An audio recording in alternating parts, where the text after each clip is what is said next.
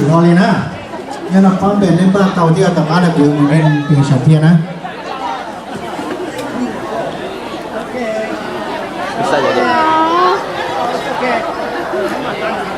Alright guys, we're doing it right this time.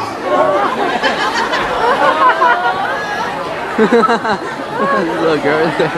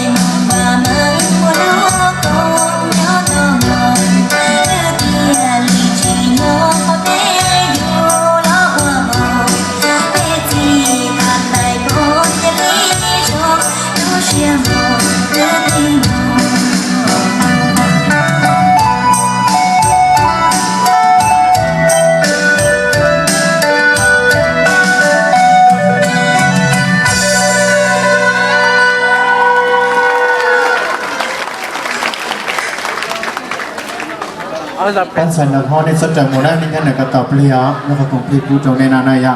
Oh, okay, don't stop me. Most of the time, please. Huh? No, I'm not gonna stop. You're gonna yell. She's gonna yell at us. She's gonna yell at me. We're gonna yell at the time. Saya macam.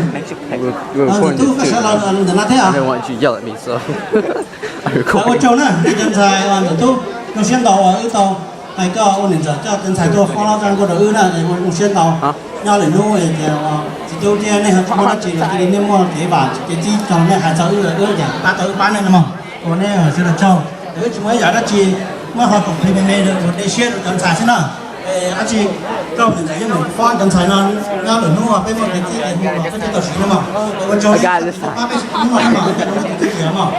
Well, little girl. Why did you do it this time, Eli? My arm hurt it. The chubby little girl. My arms are so tired. Why, man? You wasn't dancing. I was like this the whole time, man. Okay, guys, this time I record everything. He's still recording. Still recording. Turn it up.